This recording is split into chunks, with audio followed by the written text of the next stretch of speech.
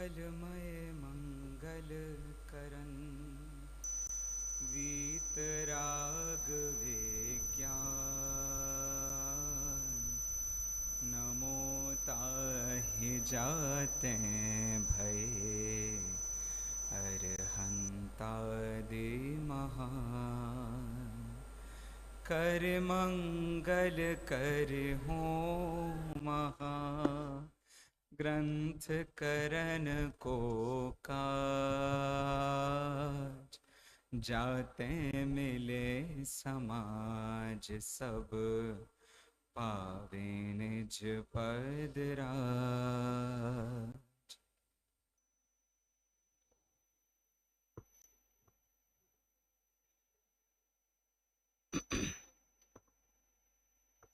बहिरात्मा, अंतरात्मा, परमात्मा, आत्मा की तीन अवस्थाएं होती हैं।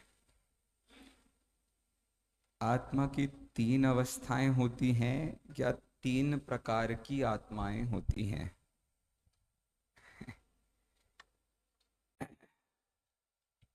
देखिए, दोनों ही बातें अपनी अपनी जगह सत्य हैं। यदि वर्तमान से देखा जाए तो जगत में बहिरात्मा जीव भी हैं, जगत में अंतरात्मा जीव भी हैं और जगत में परमात्मा जीव भी हैं।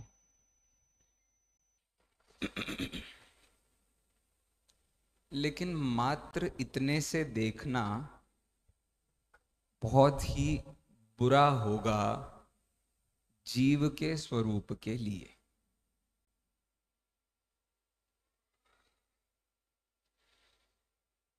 मात्र इतना देखना कि कोई व्यक्ति परमात्मा है, कोई व्यक्ति अंतरात्मा है, कोई व्यक्ति बहिरात्मा है, ये विचार बड़ा ही ओछा विचार है। मतलब जो परमात्मा है वो परमात्मा ही है, जो अंतरात्मा है वो अंतरात्मा ही है, जो बहिरात्मा है वो परमात्मा है। वो परमात्मा है ये कहो तो अपने को दर्द नहीं होता। परमात्मा है, कोई दिक्कत नहीं आएगी। अंतरात्मा को भी चलो हमें कहने में, भाई मुनिराज हैं, बड़े साधु संत हैं, हमें उन्हें भी अंतरात्मा कहने में दिक्कत नहीं आएगी। दिक्कत कहाँ खड़ी होगी? हम बहिरात्मा ही है, हम बहिरात्मा ही है, बहिरात्मा ही मरेंगे क्या? तो ये विचार बड़ा ही सूक्ष्म विचार हो जाता है कि ये आत्मा के तीन भेद नहीं हैं, ये आत्मा की तीन अवस्थाएं हैं। यहां अवस्था से भी आशय क्रमिक विकास से है। बहिरात्मा जीव अंतरात्मा होता है, अंतरात्मा जीव परमात्मा। अब देखो, आज सुबह की ही परिस्थिति है। आश्रव बंध हे हैं या आश्रव बंध उसी से, उसी के आगे व्यक्ति संवर निर्जरा को प्राप्त करता है और उसी के बाद वो मोक्ष को प्राप्त कर लेता है। आश्रव बंध के बाद संवर निर्जरा और उसके बाद मोक्ष। अब ये प्रक्रिया माने या इनमें हे उपादेय लगाएं, विचार करने जैसा बिंदु है। बच्चे बिल्कुल ऐसे ही जब बहिरात्मा अंतरात्मा परमात्मा पाठ पर विचार करते हैं तो ऐसे ही करते हैं। क्या करते हैं वो? एक बालकपन की अवस्था है, एक जवानी की अवस्था है, एक बुढ़ापे की अवस्था है। तो बालक नींव है, नींव पर काम करो तो अपने आप उससे ऊपर बिल्डिंग ठीक बनती है और फिर कलश बड़ा ही खूबसूरत होता है। लेकिन ऐसा विचार करने पर बहिरात्मा आधार बन जाएगा, व्यक्ति अंतरात्मा कैसे बनेगा? अरे कुछ बात समझ में आती है, बहुत ही सीधा सा विचार है। आपने यदि बहिरात्मा को नींव बता दिया और उसके आधार पर परमात्मा बनते हैं कह दिया, तब तो सारा मामला साफ हो जाएगा। तो हम जानबूझकर बच्चों से कहते हैं, बेटा बहिरात्मा को समझाते हुए ऐसे उदाहरण नहीं चलेंगे। बहिरात्मा को समझाते हुए ऐसे उदाहरण बोलो, सोना कीचड़ में पड़ा था, हमने उसमें से उसको बाहर निकाल करके उसकी शोधन प्रक्रिया की, वो अंतरात्मा है। और फिर जो वो बिल्कुल शुद्ध हो गया, उसका नाम परमात्मा है। ये नींव नहीं है बहिरात्मा, ये प्रक्रिया नहीं है बहिरात्मा, हे छे। गुजराती में क्या कहते हैं? हे छे। बहिरात्मा को हे नहीं देखा तो अंतरात्मा उपादेय नहीं दिखाई देगा। अंतरात्मा कथनचित उपादेय नहीं दिखाई दिया तो परमात्मा उपादेय नहीं दिखाई देगा।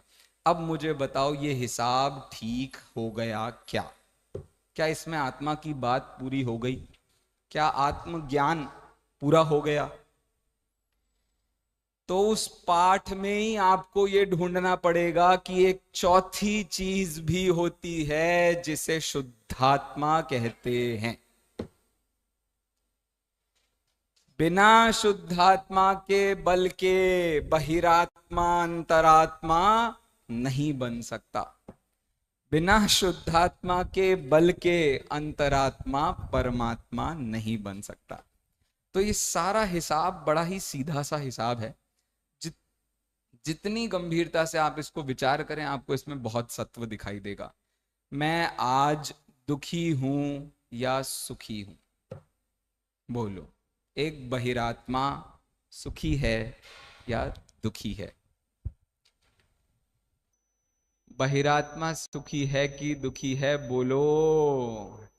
बहिरात्मा में अंदर शुद्धात्मा रहता है, उसे पूरी तरीके से दुखी नहीं कह सकते, क्योंकि यदि उसमें परमात्मा बनने रूप शक्ति जो शुद्धात्मा के आधार से रहती है वो नहीं मानी, तो फिर कुछ नहीं माना। तो हिसाब बहुत सीधा सा हिसाब चल रहा है। मैं आपके सामने इसीलिए एक ग्रंथ लेकर आया हूं। मोक्ष पाहुड़ नाम का एक ग्रंथ है, जरा अंडर एस्टिमेटेड ग्रंथ है। साधारणतया हम बहिरात्मा, अंतरात्मा और परमात्मा का विचार करते हुए सीधे योगिंदु देव को याद करते हैं, जो इंदु देव को याद करते हैं। उनके परमात्म प्रकाश में, उनके योग सार में बहिरात्मा, अंतरात्मा, परमात्मा का वर्णन किया है। लेकिन उन्हें ये बहिरात्मा, अंतरात्मा, परमात्मा नाम किसने सिखाए? उन्हें ये नाम कुंद कुंदाचार्य ने सिखाए हैं। मोक्ष पाहुड़ में उन्होंने आत्मा की इन तीन ही अवस्थाओं पर चर्चा करते हुए, तीन नहीं चार अवस्थाओं पर चर्चा करते हुए ये पूरा प्रस्तुतिकरण तैयार किया है। आप विचार करके देखना, आपको बहुत ही गहराई से इसका चिंतन करने को मिलेगा।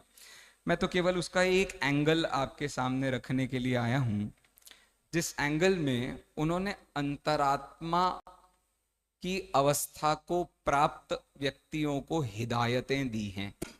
हिदायतें समझते हैं आप?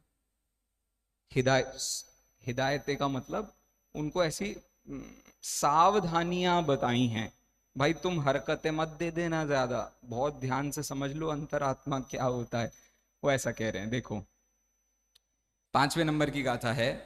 अखाणी बाहिरप्पा अंतर अप्पाहुस अपसंकप्पो कम कलंक विमुखो परमप्पा भण्णये देवो। अखाणी बहिरप्पा, अक्षों से बहिरात्मा होता है। अक्ष मतलब इंद्रियां। इंद्रियों से भूख का जन्म होता है, इंद्रिय कान का जन्म होता है। जिनको कषाय नहीं है उनको नींद कहां से आएगी? नींद किसको आती है? कषाय से नींद आती। आपको जितनी कषाय, मोह से नींद नहीं आती, कषाय से नींद आती। आपको नींद आ ही नहीं सकती जब तक आपके अंदर कषाय। दिन भर में थकान किसकी होती है? दिन भर में आप सोच करके देखो, कहीं आप चिल्लाए, कहीं पर आपने कोई पसंद नहीं आया, कोई चीज ज्यादा पसंद आ गई तो उसके पीछे भागे जा रहे हैं, आपको थकान वहीं हो रही है। सारी की सारी थकान हम सबको कषायों में ही होती है। अब बताओ, मुनिराजों को निद्रा होती है कि नहीं होती है? होती है। कषाय के आधार पर निद्रा होती है, लेकिन उनकी कषाय कितनी बची है?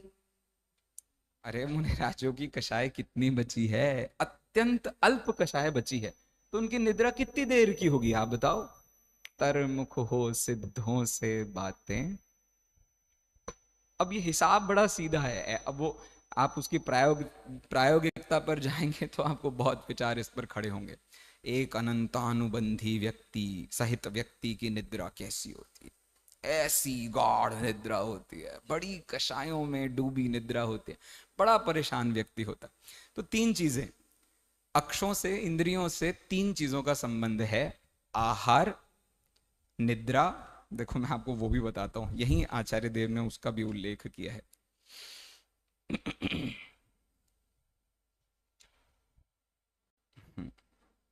आहार, निद्रा और आसन। गाथा नंबर 63 है। आहारासन निद्रा जयम चकाउण जिणवरमयेण झायवो निय अप्पा नाऊणम गुरु पसायण। गुरु के प्रसाद से आत्मा का ध्यान करो। क्या कह रहे हैं? गुरु के प्रसाद से आत्मा का ज्ञान करो। हम एक मंदिर के बाहर खड़े थे और हमको मंदिर के अंदर आते समय प्रसाद नहीं दिया जाता भाई साहब। प्रसाद कब दिया जाता है? जब आप मंदिर से लौट कर आ रहे होंगे तब प्रसाद दिया जाता है, ठीक है? तो मंदिर आए हैं तब तो आप देवता से मिलने आए हैं। अब देवता के बाद आपको दर्शन होंगे गुरु जी के, और फिर गुरु जी आपको क्या देंगे? प्रसाद। अरे विज्ञान तो बड़ा सीधा सा है। भगवान से जो मिला नहीं उसने गुरु को गुरु माना नहीं। गुरु का गुरुत्व बिना देव के जन्म ही नहीं लेता। आज तक जगत में कोई व्यक्ति गुरु नहीं बना जब तक कि उसने किसी देव को नहीं ढूंढा। स्कूल कॉलेज में जो गुरु होते हैं ना, उन गुरुओं के साथ हमको प्रॉब्लम क्यों होती है? वो हमें तत्व ज्ञान जीवन में क्यों नहीं दे पा रहे? उसके बाद हमको जीवन में आजीविका के अलावा आत्म शांति का मार्ग क्यों नहीं मिल रहा? क्योंकि वहां देव नहीं है। जहां देव रहते हैं, जहां देव रहते हैं वहीं गुरुता का जन्म हो सकता है। जहां देव ही नहीं है वहां गुरुता कहां से आएगी? आपने जीवों को पामर ही मान लिया है, ये तो एक ब्रह्म की पर्याय ही है। तो जगत में आपको कभी भी ये विचार नहीं आएगा कि ये मिलेगा कैसे। तो हिसाब बड़ा सीधा है। क्या हिसाब है भाई साहब? यहीं देव रहता है। देह देवल में रहे पर देह से जो भिन्न है। देह के अंदर रहता है लेकिन उसे देह से कोई संबंध नहीं है। इस प्रकार का एक विचार यहां दे रहे हैं। गुरु का प्रसाद क्या होता है अभी बताता हूं। अगली गाथा में उन्होंने गुरु का प्रसाद बताया। तो गुरु का प्रसाद कब मिलेगा? जब आपने तीन चीजों पर विजय प्राप्त की होगी। कौन कौन सी तीन चीजों पर विजय प्राप्त की होगी? आहार, आसन और निद्रा। आहार, भाई खाना खाया, उसके बाद क्या करना पड़ता है भाई? झपकी, लेटते नींद, और उसके बाद क्या होता है भाई? सो जाओ। आहार, आसन, निद्रा, ये पूरा रूटीन हमारी लाइफ का यही चक्र तो नहीं है? देखो आप सुबह उठे, सारा मंदिर गए, व्यवस्था करी, सब खाया पिया बढ़िया, और फिर उसके बाद में हम आराम, भाई बहुत काम कर लिया। आपको आहार कभी नींद नहीं दिला सकता। ध्यान से इस बात का भी विवेक रखिएगा। क्या कह रहे हैं? आहार आपको कभी नींद नहीं दिला सकता। खाना खाया है उसके बाद नींद आती है, गलत जवाब। जवाब क्या है? आप थक करके आहार कर रहे हैं फिर आपको नींद आती है। हमने खाना बनाने में, उसकी व्यवस्था करने में हम इतने थक जाते हैं, इतने थक जाते हैं, अब खाया तो नींद आ रही है। तो नींद खाने से नहीं आ रही है, खाने से नींद का कोई संबंध नहीं है। किससे है? कषाय से, थकान से। जितना आप थकते हैं, ये सारी की सारी थकान कषाय की है। कषाय की दौड़ धूप भाग में ही ये सारा काम होता है। आहार से इसका कोई संबंध नहीं था। वो खाना खाने के बाद नींद आने का कारण मात्र इतना है, महिलाएं हैं हमारी बेचारी, ऐसे 11-11, 12-12 बजे तक काम करती हैं, थक करके उन्हें नींद आती है। ये विज्ञान बड़ा सीधा है, ठीक है। ऐसे पुरुषों को देख लीजिए, सुबह से बिल्कुल ऐसे पूजा भक्ति करते हैं, बिल्कुल जैसे जिंदगी खत्म, आज ही पूरा धर्म चाहिए हमको, आज धर्म नहीं मिला तो हमको जीवन में कुछ नहीं मिलेगा। अरे सुबह से तुमको केवल थकना ही समझ में आता है और उसे ही देव पूजा समझ आती है। ये कहां से देव पूजा हो गई? देव पूजा का मतलब आपने अपने गले को खींच खींच के इतने थक जाओ। महिलाएं तो आपको शाम के प्रवचनों में झपकी लेती मिलती हैं, पुरुष तो आपको सुबह के प्रवचनों में झपकी लेते मिल जाएंगे। सीधा सा विज्ञान समझा रहे हैं, यदि तुम्हें गुरु का प्रसाद चाहिए तो 3 चीजों पर विजय प्राप्त कर लो। सबसे पहला है आहार, दूसरा है आसन और तीसरा है निद्रा। तीनों का बहुत गहरा विज्ञान है। जैसे वो पंच परावर्तन चलते हैं ना, ऐसे ही पूरा जीवन हर द्रव्य का, हर संसारी द्रव्य का इन तीन चीजों में, हर 10-15 गाथाओं बाद एक गाथा आपको मिलेगी जिसमें लिखा होगा कि जिनवर देव ने ऐसा कहा है। ठीक है, 2 टाइप के ग्रंथ समझ लीजिए, 2 ग्रंथ के स्थान पर। एक तो आपको समय सार में बिल्कुल यदवा तदवा बीच बीच में आपको ये गाथा मिल जाएगी कि भैया जिनवर देव ने ऐसा कहा है। और एक आप गोमट सार पढ़िए, आपको बिल्कुल बीच बीच में गाथा मिल जाएगी कि उन्होंने कहा, ये जिनवर देव ने कहा है। अब देखो, 2 बिल्कुल अलग टाइप के ग्रंथ हैं। 1 इंद्रिय, 2 इंद्रिय, 3 इंद्रिय, 4 इंद्रिय, संगी असंगी पंचेंद्रिय होते हैं। किसने कहा? जिनवर देव ने कहा। और दूसरा ग्रंथ क्या कह रहे हैं वो? अरस अरूप अगंध अशब्द, आत्मा तो एक चेतन स्वभाव का है। ऐसा कौन कह रहा है? जिनवर देव। अच्छा बताओ, जीरा कैसा होता है? जीरा, जीरा होता है ना, जीरा कैसे स्वभाव वाला होता है? जीरा गर्म स्वभाव का होता है कि ठंडे स्वभाव का होता है? ठंडे स्वभाव का होता है। अच्छा, राई कैसी होती है? गर्म स्वभाव की होती है कि ठंडे स्वभाव की होती है? अब ये किसने कहा है? जिनवर देव ने कहा है। जिनवर देव इतने फ्री हैं, लेकिन सच्ची में कहा है। क्यों? यदि ये वस्तु का स्वभाव है तो जिनवर देव ने कहा है। यदि ये वस्तु का मुझे बताओ, आपको केवल ज्ञान में केवल एक ही वाक्य क्यों याद आता है कि मैं ध्रुव हूं? बाकी सारी व्यवस्था झूठी बताई है क्या जिनवर देव ने? व्यवस्था झूठी नहीं होती, अवस्था हो सकती है। व्यवस्था कभी झूठी नहीं होती। बहिरात्मा से अंतरात्मा, अंतरात्मा से परमात्मा। बहिरात्मा का स्वरूप जिनवर देव ने गलत बताया हो तो बताओ। अंतरात्मा का स्वरूप जिनवर देव ने गलत बताया हो तो बताओ। जगत के प्रत्येक वस्तु के संबंध में उन्होंने ये विज्ञान दिया है।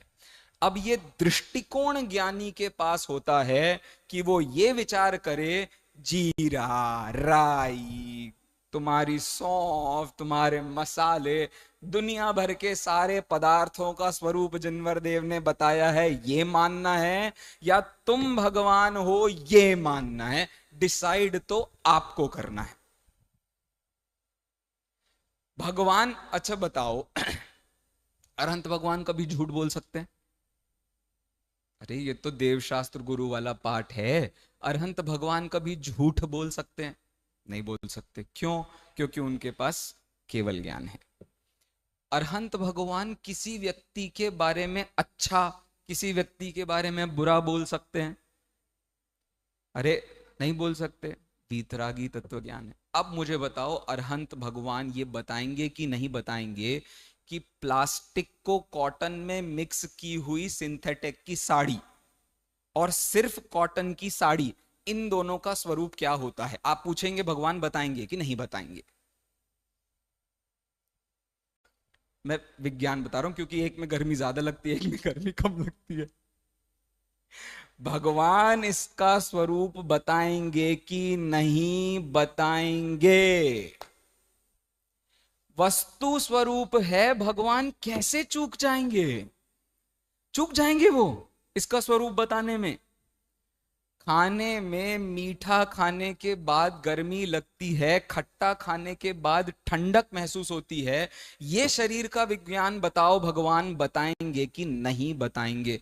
तुम्हें नहीं पता है, ये तुम्हारा प्रॉब्लम है, लेकिन ये वस्तु व्यवस्था है कि नहीं है, मुझे तो ये जानना है।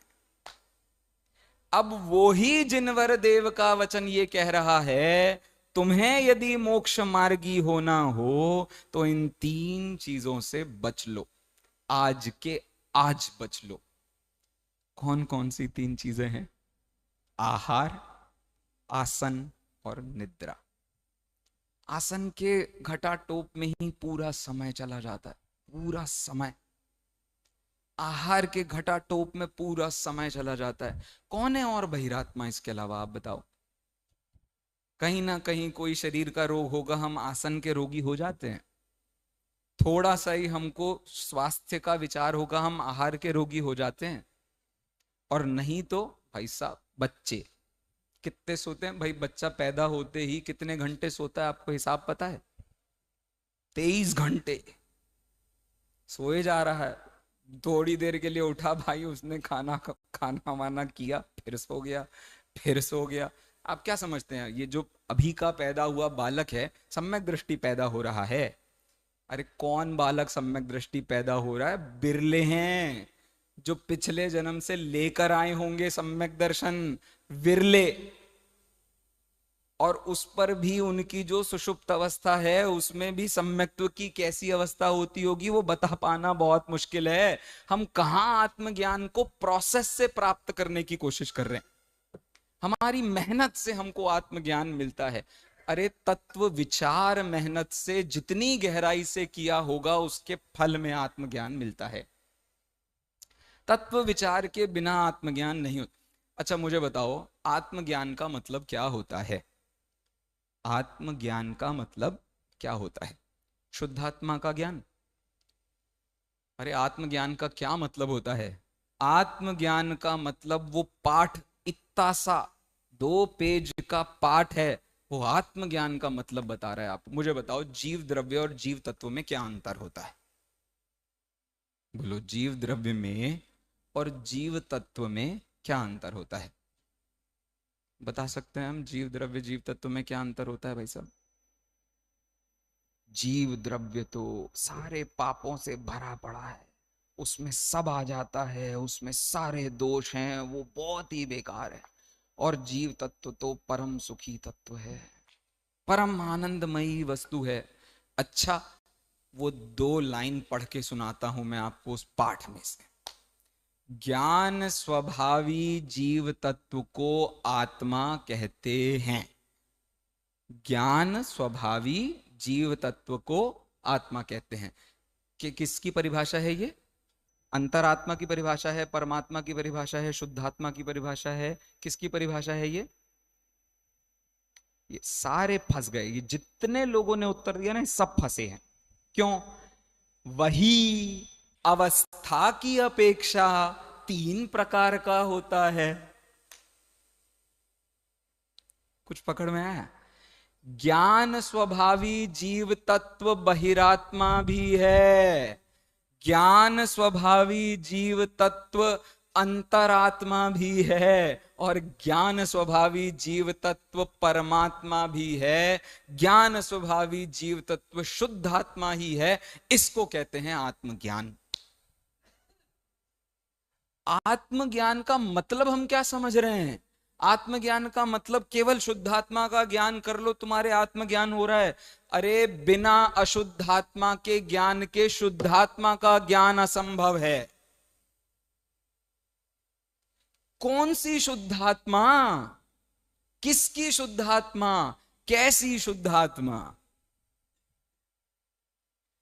जब तक पर्याय से आत्मा पर्याय दृष्टि से आत्मा पकड़ में नहीं, तो फिर द्रव्य दृष्टि से आत्मा पकड़ में नहीं। बहुत बहुत ऐसी गजब की गाथाएं हैं। देखो, आपको मैं कुछ एक आध सैंपल ही देने का विकल्प था, मैं उतना ही कर पाऊंगा यहां। देखो, आपने सबने कबीरदास जी को तो सुना होगा। अरे, सबने कबीरदास जी को, मतलब कुंद कुंदाचार्य को तो सुना ही है आप लोगों ने, कबीरदास जी को भी सुना होगा। मैं आपको कुंद कुंदाचार्य के अध्यात्म का लेवल बता रहा हूं। कबीरदास जी कहते हैं, सुख में सुमिरन सब करें, दुख में करे न, जो सुख में सुमिरन करे तो दुख काहे को होए। क्या कह रहे हैं? सुख में सुमिरन, सॉरी, दुख में सुमिरन सब करें। हमको कष्ट होता है तो हम भगवान को याद कर लेते हैं। सुख में करे ना कोई, एक बार सुख की अवस्था आती है फिर हमको सिर्फ मस्ती छूटती है। फिर कौन भगवान, क्या, कौन सी आत्मा, कौन सी शुद्ध आत्मा? अरे छोड़ो छाड़ो भाई, खाओ पियो मजे करो, रोग दूर हो गया अब मजे करो, ऑपरेशन करवा लिया अब शांति। अब दूसरा है सर, जो सुख में सुमिरन करे तो दुख काहे को हो। जो व्यक्ति सुख में सुमिरन करता है, मतलब अनुकूलताओं के समय में वस्तु के स्वरूप पर विचार करता है, तो उसे दुख कभी होता नहीं है। गहरा है श्लोक, गहरा है, प्रस्तुतिकरण गहरा है। अब देखो, कुंद कुंदाचार्य इसके प्रस्तुतिकरण में मोक्ष पाहुड़ की गाथा नंबर 62 में क्या कहते हैं? सुहेण भाविदम नाणम, फिर से बोलता हूं, सुहेण भाविदम नाणम, दुहे जादे विनस्सदी। बिल्कुल इसका उत्तर दे रहे हैं कबीरदास जी ने जो लिखा था, भैया जो सुख में सुमिरन करे तो दुख काहे को हो, वो ये लिख रहे हैं, जो सुख में तुमने ज्ञान का भाव ग्रहण किया था, सुख के समय जो तुमने ज्ञान किया था, वो दुख में गायब हो जाता है भाई साहब। सुख के समय में आपने जितना ज्ञान ग्रहण किया होगा ना भाई साहब, अनुकूलताएं अनुकूलताएं अनुकूलताएं, उस समय आपने जो भी ज्ञान ग्रहण किया होगा, ये स्कूल कॉलेज में बच्चों को पढ़ाई होनी चाहिए, उसके लिए उन्हें एसी दो, उन्हें ये दो, उन्हें 25 तरीके की सुविधाएं दो। सुखे सुहेण भाविदम नाणम, हमने खुद अपने कमरे में एसी नहीं लगाया। बच्चे का 10वीं की परीक्षा बहुत जरूरी थी, उसके कमरे में एसी लगवाया। हम बिल्कुल, वो मम्मी वहां सुनाती नहीं है कहानी, हम ऐसे गीले में सोए, बच्चे को सूखे में सुलाया। देने को हम तैयार हैं। IIT हर कमरे में एसी, हर लाइब्रेरी में आपको जो चाहिए वो आपको अवेलेबल मिलेगा। आप बस एक क्लिक करो, आपको अभी पूरी दुनिया भर का ज्ञान अवेलेबल हो जाएगा। सुहेण भाविदम नाणम, दुखे दुहे जादे विनस्सदी। एक बार दुख आने दो लाइफ में, ये ज्ञान सारा साफ हो जाता है भाई साहब। कहां साइंस, कौन सा मैथ्स, कौन सा ज्योग्राफी, डॉक्टर की गोदी। क्या कह रहे हैं? जितना भी आपने दुनिया भर में ये विज्ञान ग्रहण किया है, भाई बहुत अनुकूलता है, बिल्कुल इतना बढ़िया साधन है। ये काल कितना बढ़िया काल है, काय के लिए? स्वाध्याय करने के लिए बहुत अच्छा काल है। कौन से काल में? सुख में, बड़ी अनुकूलता है। भाई हमको कॉलेज बनाना है, बेस्ट कॉलेज बनाएंगे हम तो, धरती पर इससे ज्यादा बढ़िया कुछ नहीं होगा। सुहेण भाविदम, दुहे जादे। दुख का समय आता है और व्यक्ति सब भूल जाता है, कुछ नहीं याद रहता। आपको कितना ही पाक कला का ज्ञान हो, आयुर्वेद का ज्ञान हो, जब बुखार में बिल्कुल पस्त पड़े होते हो, बुद्धि कुछ काम नहीं करती है भाई साहब। आपको कुछ समझ में नहीं आता है क्या चल रहा है। अब देखो नीचे की लाइन का जादू, तम्हा जहा बलम जोई, इसलिए किसको? जोई, जोगी को। जहा बलम, जितना उसका बल हो, जितनी उसकी शक्ति हो, अप्पा दुखे ही भावये, आत्मा को दुख के काल में भी भाओ, दुख लेकर के भी भाओ। पॉइंट आपको कुछ समझ में आया? इसमें बहुत ज्यादा एक गहरा विज्ञान शिफ्ट हो गया है। यहां क्या कह रहे हैं? दुख लाओ अपनी लाइफ में, तुमको ज्ञान मिलेगा। क्या बोल रहे हैं वो? यहां विज्ञान बिल्कुल शिफ्ट हो रहा है। ज्ञानी बहुत सुखी होता है, ज्ञानी आनंद में होता है, ज्ञानी की तो बात निराली है।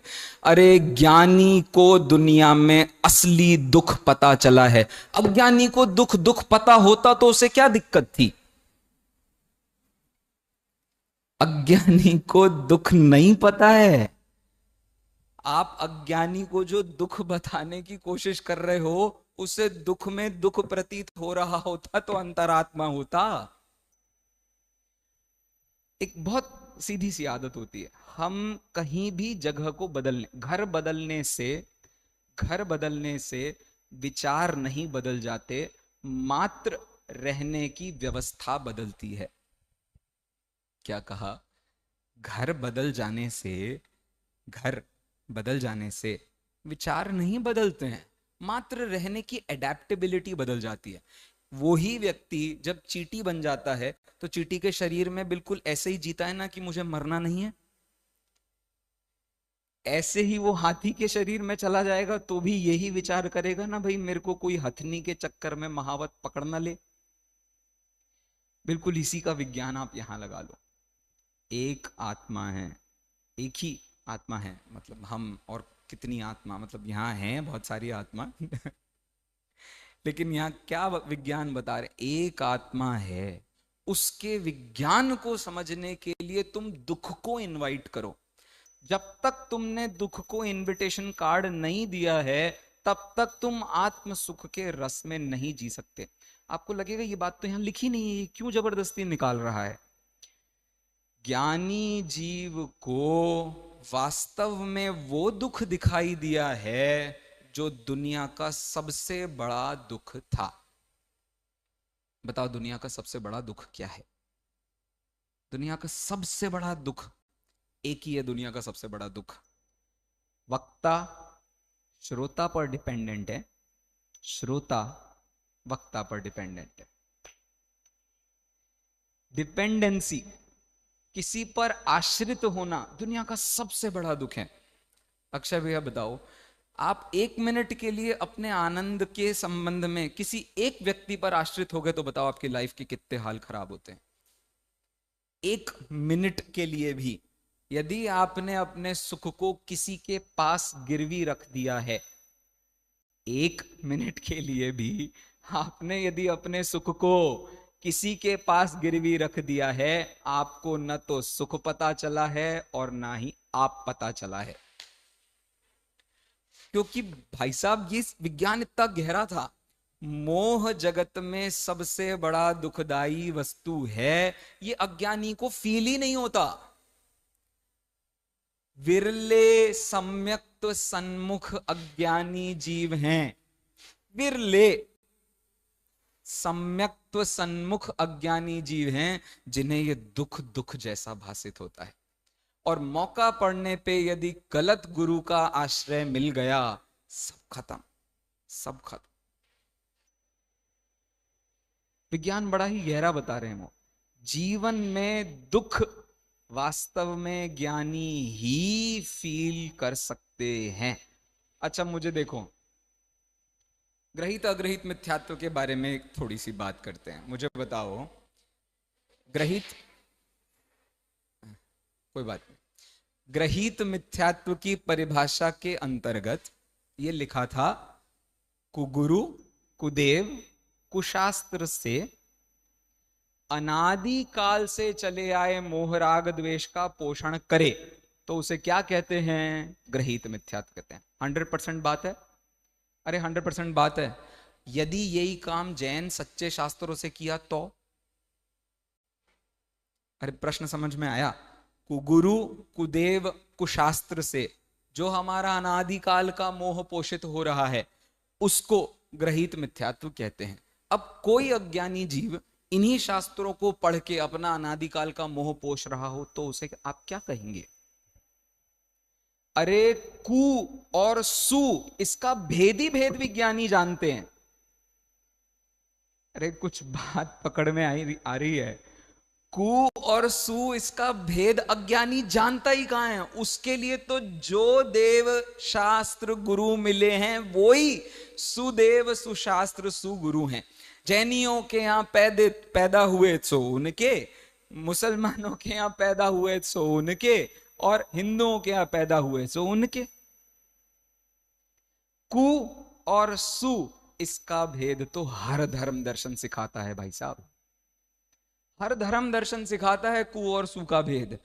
लेकिन जिस दिन ये समझ में आए वस्तु स्वरूप से मुझे कु और सु का निर्णय चाहिए, मुझे तुम्हारे घर की मान्यता से नहीं चाहिए निर्णय।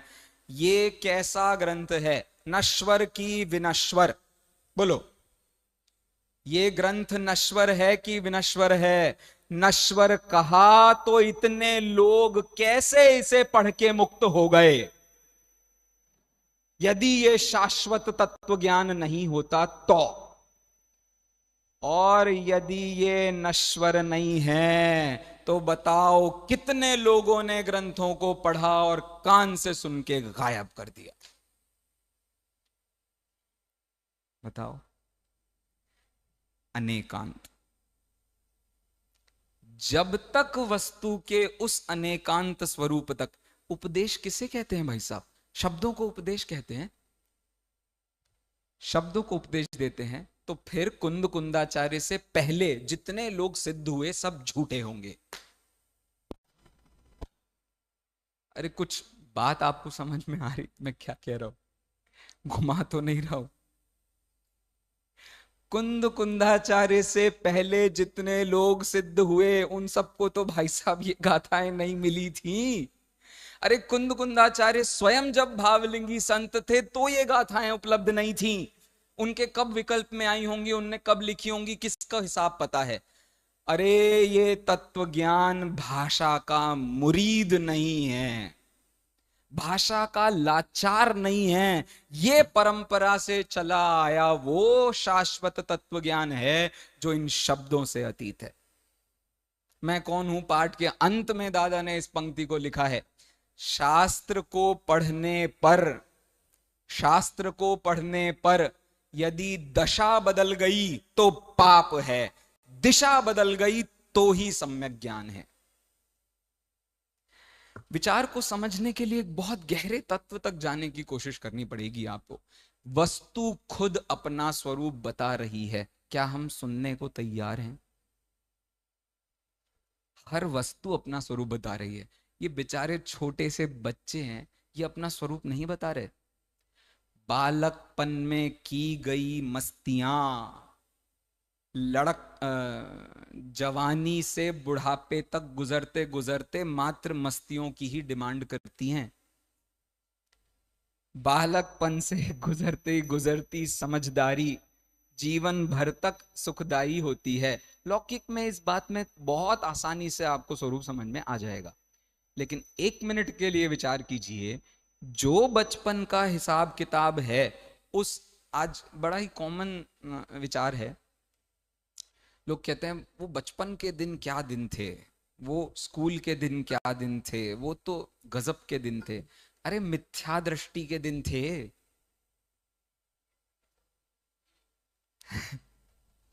हमको वो शक्ति चाहिए, हम जहां चाहे वहां भाग सकें जिसकी, अरे इसे स्वच्छंदता कहते हैं। एक आदमी उनसे ठीक से बात नहीं करता है, वो उनसे सीधे मुंह बात नहीं करते हैं, आप उन्हें पे भागते हैं। पाठशाला के बच्चे कहां टिकते हैं?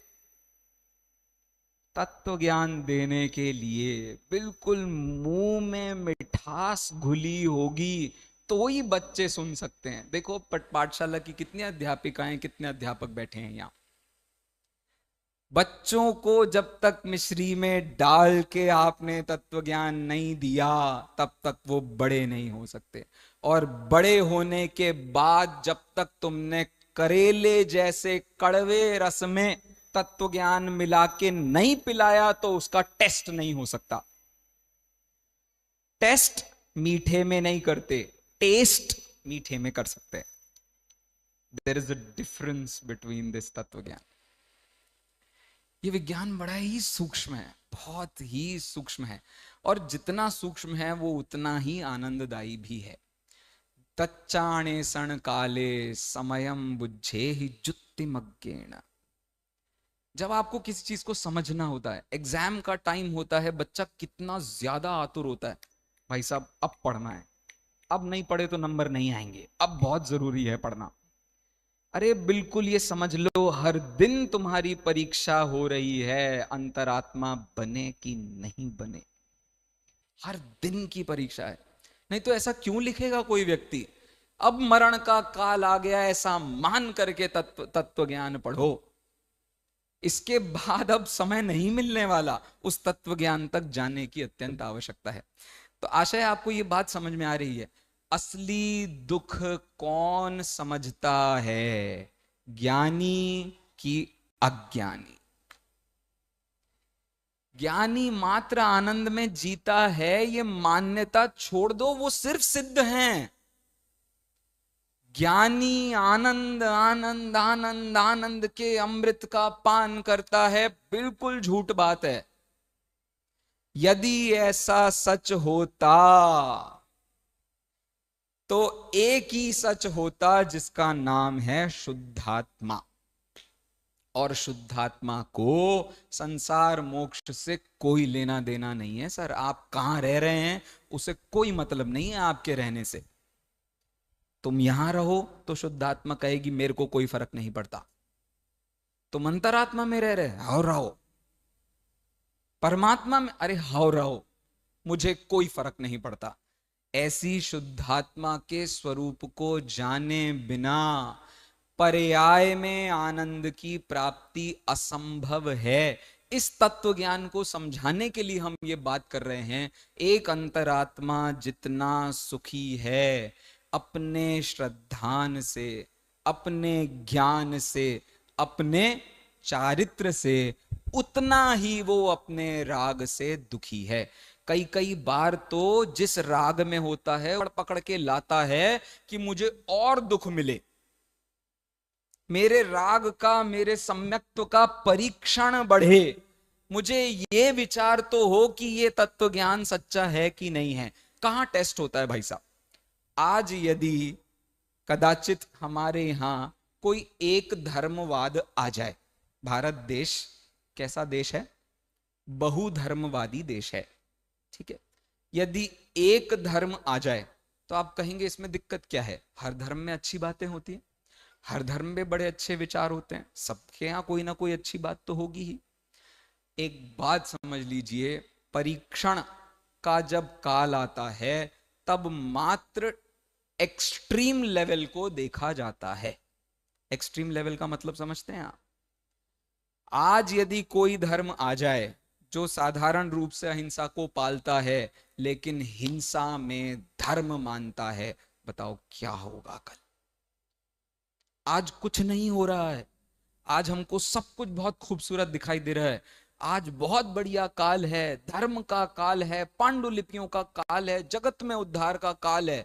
एक विचार करके देखो, यदि हम कदाचित एक धर्मवादी हो गए और परिस्थिति यहां चली गई कि वो धर्म कौन सा है जो हिंसा में भी धर्म मानता है, कितने दिन में साफ होंगे लोग भाई साहब? कितने दिन लगेंगे भाई साहब? कितने दिन लगेंगे आपके सफाई में?